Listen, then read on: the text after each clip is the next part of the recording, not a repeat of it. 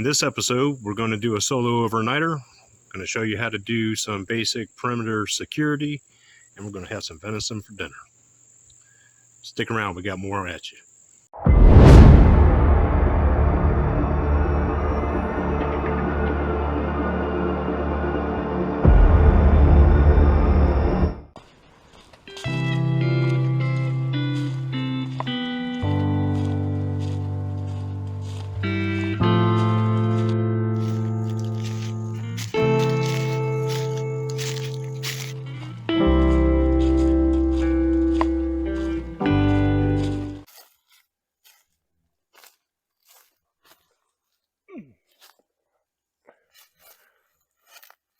Well, this looks like as good a spot as any.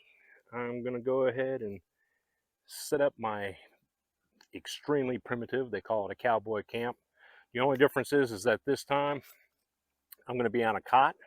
There's no shelter, just a cot and a sleeping bag. That's all I'll be using. And we got a high pressure system above us. It's been here for a few days and it's going to be here for a few more, so there's no chance of rain. Makes conditions perfect. Before the haters get out there and say, hey, you know, that's not cowboy camping, you should be on the ground. Well, let me tell you what, this is the state of Florida. If your cojones are big enough to do that in the state of Florida, sleep right on the ground, you go right ahead. But when you get ate up by the fire ants, I don't want to hear it, because they will get you. They are everywhere. You cannot avoid them. I am going to put down some ground cinnamon on the ground. That'll help repel any ants from getting into my cot. My cot's only going to be 6 inches off the ground. It's very small. It's a backpacker's hiking cot. You've seen in the previous videos. But we're going to get that together. I'm going to show you how to do some basic primitive security, and we're going to have some venison for dinner. Stick around. We got more coming at you. We'll go over my gear here in a little bit. I have some surplus military. My pack is surplus military. However, it is the same equipment that I was issued when I was in and doing my time for the country. I'm gonna get this thing off my back right now. It weighs approximately 45 pounds, and that's with food and water. So let's get to it. I did do some modifications to this backpack. I didn't have a frame, so I built the frame out of PVC. And as you can see, and I put a pad on the back. Also put in waist straps. And on the front, I put on some quick disconnect straps on one side to see how it works. And if I'm happy with it, then I'll go ahead and put another one on the other side on the front.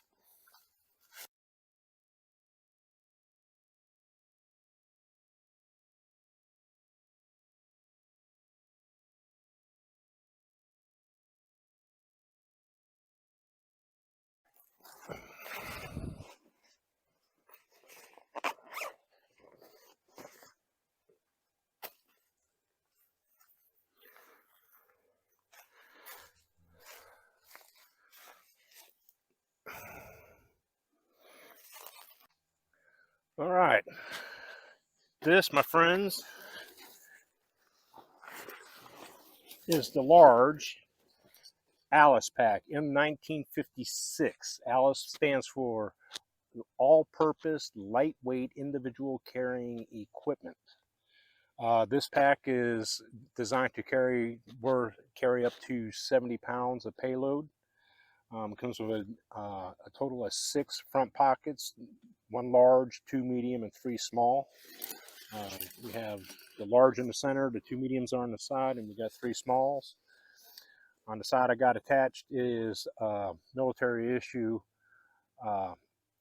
pouch, which is used actually for field dressing. I use it to carry compasses and tobacco products. On the side, now this is a military canteen cover. Do not have the canteen cup, and I do not have the canteen. This is an aftermarket canteen. This canteen cover was originally desert in color and desert sand. I particularly don't care for that. Where I'm at, it doesn't go. So I painted it green. On this side, I have my military issued a entrenching tool with carrying case. I built the frame for this pack because the actual frame that's assigned with it just really isn't in the budget. Inside I have my food bag, cook pot and frying pan, stocking cap for later.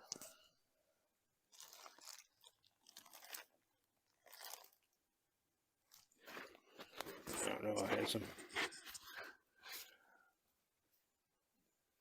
cotton handkerchief,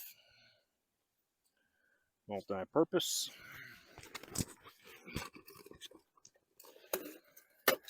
I have my Stanley cook pot, 24 ounce, and a nesting cup to go with it. And inside the cook pot, I have my eating utensils, my Coleman Peak stove, and some aluminum foil.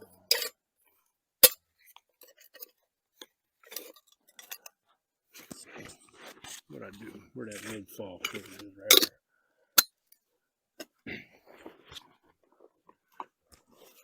I have a lantern for at night. This is not going to be a light discipline camp. A fire kit.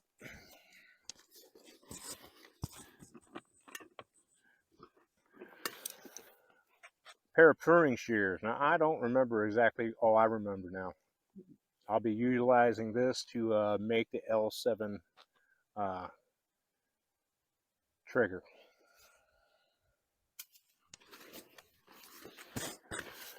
Some spare batteries for my lighting. Headlight. Solar light, which needs to go in the sun. Thermocell, must have. In fact, we'll go ahead and fire that bad boy up right now.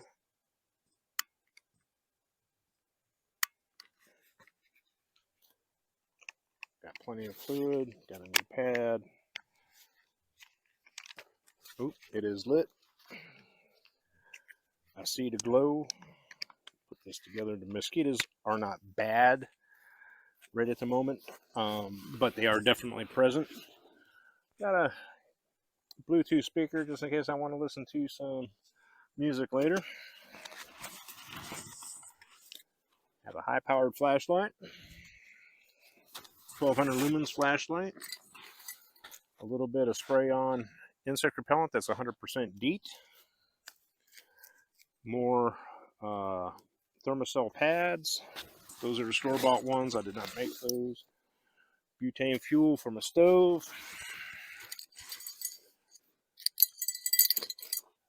A ferro rod. And I have two of these bells. These bells are what I'm going to demonstrate making the perimeter security with. These bells are nothing more than fishing bells that you clip on in your fishing rod when you're while you're fishing. They come with a clip built right in it. They're quite handy for security. I'll explain the security later on. Got two of those bells. Extra cylinder of fluid for the Thermocell. Got my folding saw. I don't remember what. Oh yeah, the firewood. I got some twine here to use for the perimeter security. Use it as a tripwire. I have my fixed blade knife, and I am wearing a fixed blade knife as well as because I forgot my pocket knife. I cannot believe I forgot my pocket knife. And I had the stand for the butane fuel for the stove. And in here is the cinnamon, which you already saw me use. And that's all the gear we got. And we're going to get more at you here in a short minute. Stay tuned. We're going to get back with you in a short minute.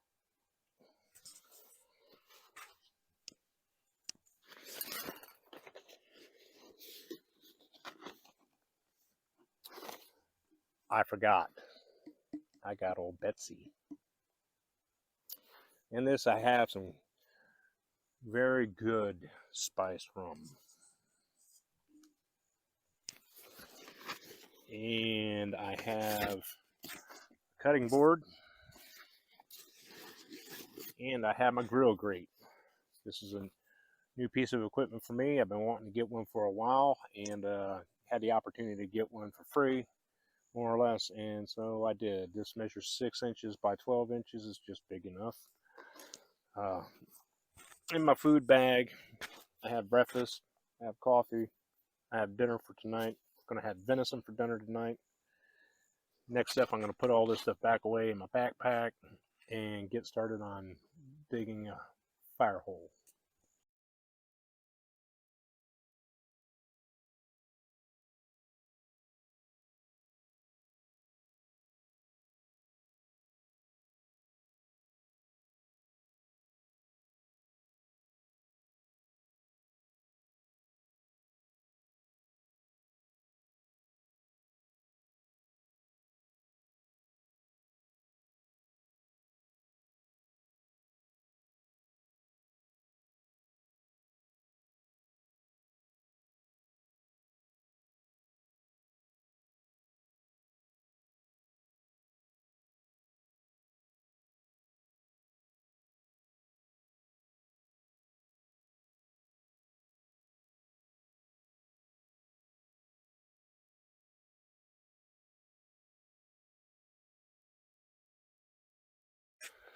All right, this should be enough firewood. I'm using it to cook with. I'm not using it for warmth tonight. I don't think I'm going to need it. Like I said, it's just down in the 60s. Should be comfortable with my jacket. If anything, a small campfire would be for ambience. Now I got to process this wood down smaller so it fits inside there.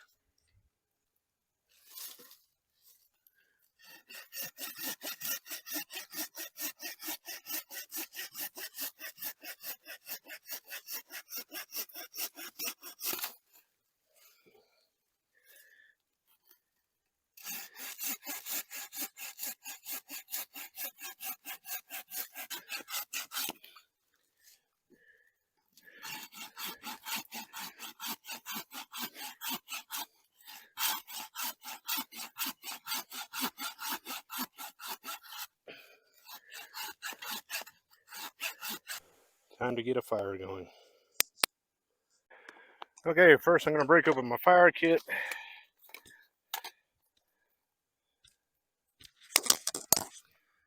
As you see, I got my lighter. I was going to use my ferro rod. I forgot this was in there.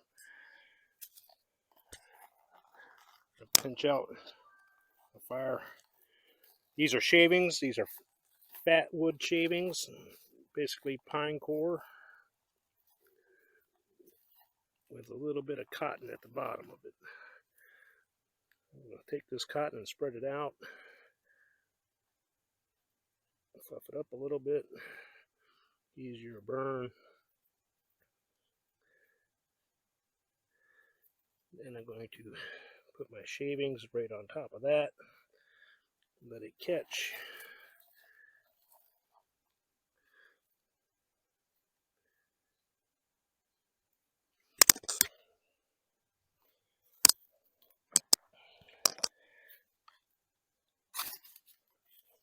Just that easy.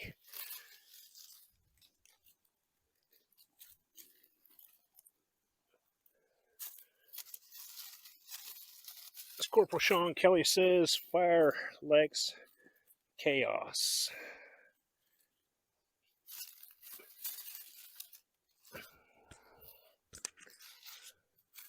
Yes, I could have used my lighter, but you know what?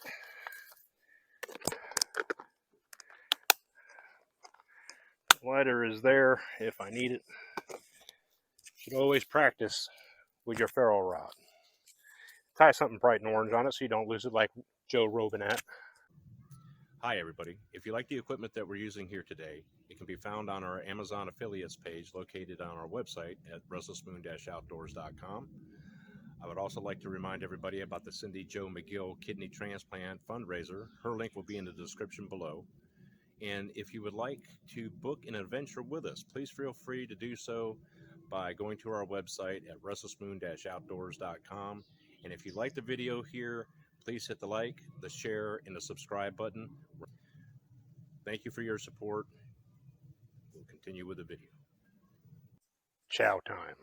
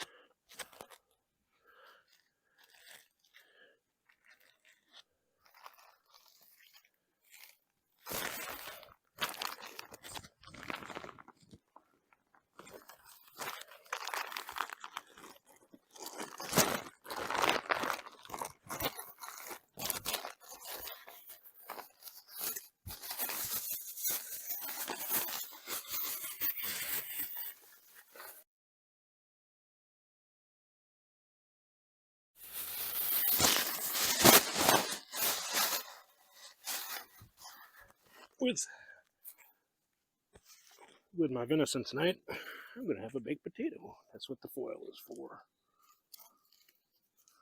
Foil's always good to have on hand. Has so many different uses. And today, I'm going to use it to bake a potato.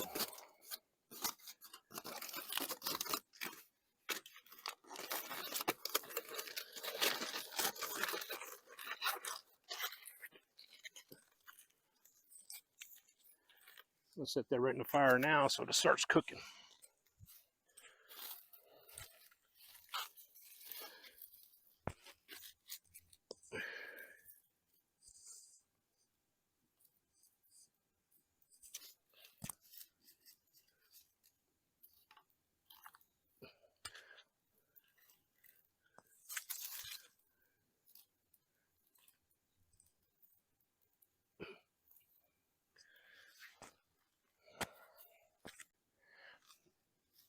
My utensils, new equipment that I have.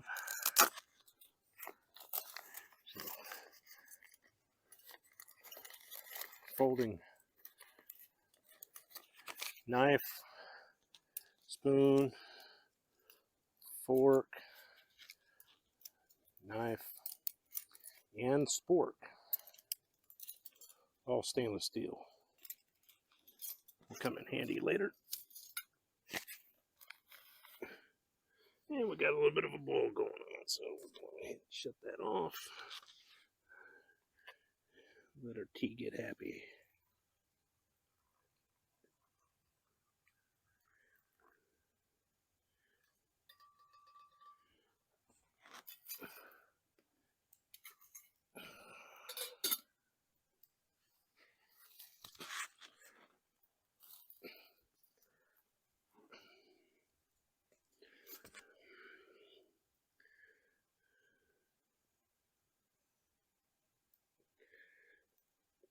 Earl Grey.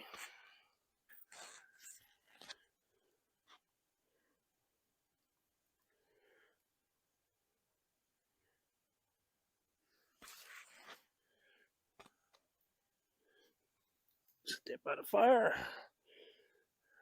I will burn that. I will incinerate it. Nothing like a good cup of tea.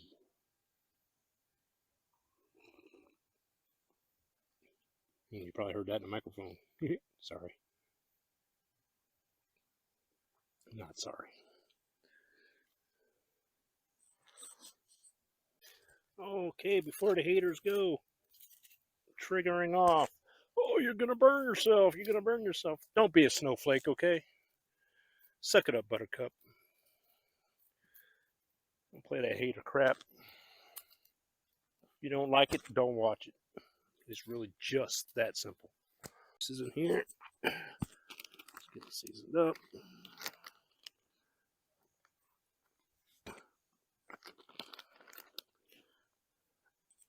There we go.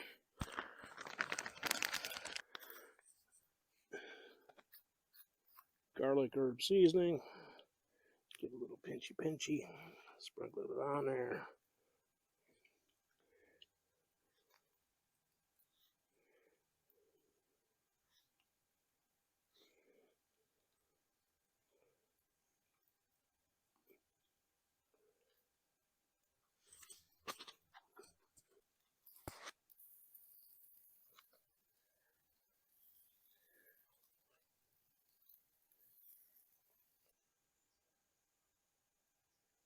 All right, the steaks are done, but the potato is not. So, put on a couple more pieces of wood, get some coals going on around the potato, and I have to eat the potato later.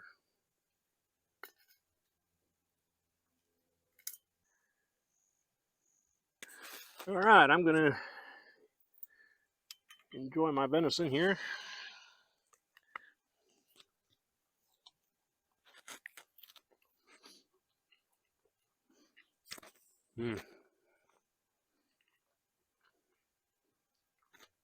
That is good. We'll get back to you afterwards. Okay, for perimeter security, it's ideal to use, I like to use monofilament, usually between 8 and 10 pound test fishing line. It's harder to see. For this, I'm going to use demonstration. This is on a smaller level. Usually I stretch it out for 20 feet at a time. And basically you're using string and a fishing bell. I use them primarily at camp. I set them up high so that animals can go past them without them going off. The idea is that at camp, it gives me an early alert, gets my attention if somebody is approaching. You can hear the bell. When I'm hunting, I use the same principle behind me. That way, if I hear the bell, I know there's something approaching, a deer or a hog or any other game that I'm seeking. Something is approaching, I hear the bell, I know to look. First, you start off by taking your standard fishing bell. Comes with a clip already built onto it. You clip it at the top of a little sapling. All you got to do, as you can hear us, just the slightest little wiggle. Take one end of your string and tie it to a fixed point on one side of the trail where you want it. Take the other side of your string, cut it length. You don't want it taut. You want a little bit of slack in it. And you tie the other end across, just like that. One single hitch. You can hear it if somebody comes through. But it's enough to get your attention, and that's what counts. So let me tell you a story, a true story about my cousin Jerry and his first deer. We were both, I think, 11 years old. I was wearing camouflage. That was my dad, so it was really big on me. I was sitting on a dove stool, and Jerry was about 50 yards away from me. He was sitting on the dove stool, and of course, he was wearing camouflage that belonged to his dad. If I remember correctly, he had a 16 gauge shotgun, and I was using a 20 gauge single shot shotgun. And I'm sitting with my back against a tree, looking at a ravine and into a preserve. We were on private property, and sitting there, I didn't hear this deer coming, and the sleeves kept going past my ends of my hands. I kept on having to push the sleeves down, and I go like this to get the sleeves to fall down. As sure as anything, the deer was right behind me, and when I did that, it spooked and ran straight to Jerry. Unbeknownst at the time, and as Jerry tells the story, he had stood up, put his shotgun down against the tree, and started to take a leak. And with his PP in his hand, here comes this deer, and he grabs his shotgun and he blasts it. That was Jerry's first deer. That was Jerry's first deer. He was going to the bathroom. If he wasn't going to the bathroom, that deer would have ran right by him. He and I have always seen more deer when we were hunting together as kids than any of the adults all together as a total. We always saw deer. Yeah, I miss that guy. He's living up in Georgia now. And I know, Jerry, when you see this video, you're going to laugh because you're going to remember. But yeah, that was a good time.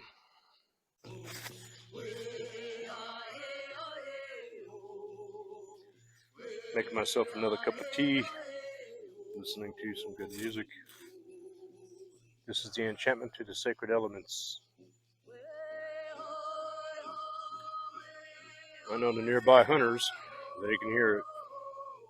But if they've hunted this area before, or often, then they know that this campsite and what goes on here does not bother the deer at all.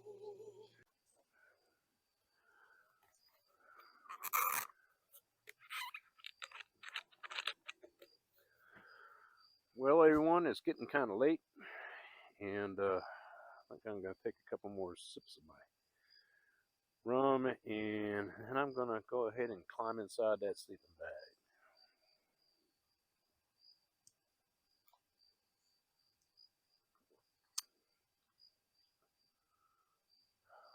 That's so smooth. We'll see you all in the AM.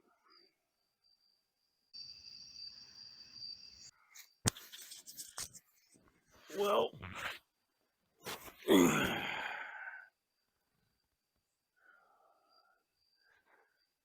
the fog has rolled out, or so it seems for now.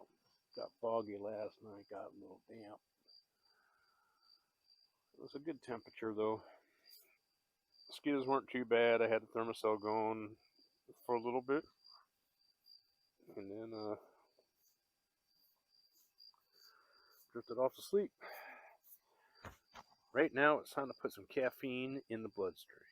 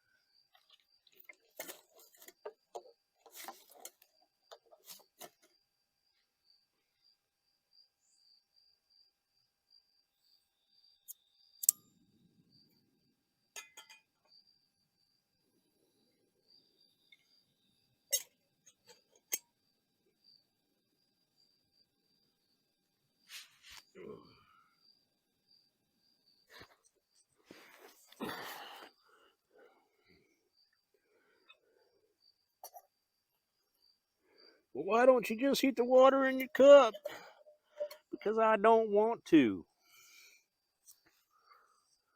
When you're running the show, you can heat the water on anything you want to, and I just set that lid right in the dirt. Ow! And just scolded my hand. But that's all right. Pain doesn't hurt.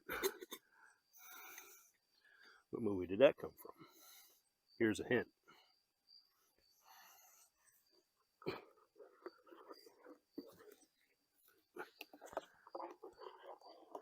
Oh, smells good. Very creamy, that's for sure. Just like a cappuccino should be.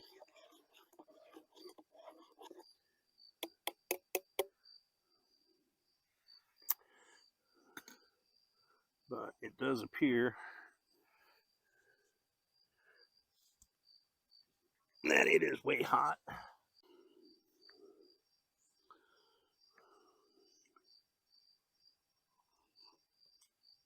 Wow, that's still real hot. Oh, but it's got a wonderful flavor.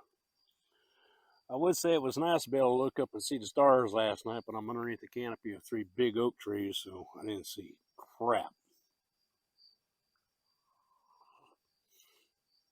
Oh, that's really good.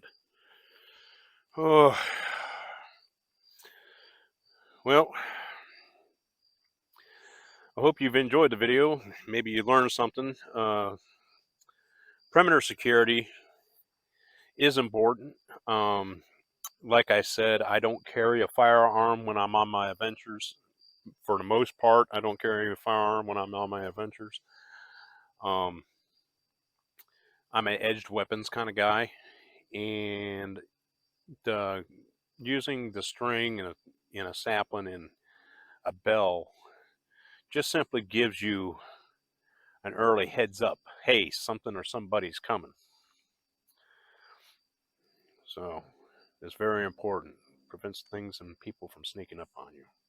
It's getting close to the holidays. So I'm going to finish this cappuccino.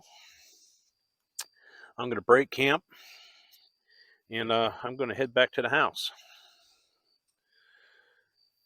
Got a lot of work to do tomorrow, so I got to prepare for that today. Got to get the honeydew list done today so that I can actually go to work tomorrow without being bothered. So, like I said, I hope you've enjoyed the video. Until next time, we'll see you.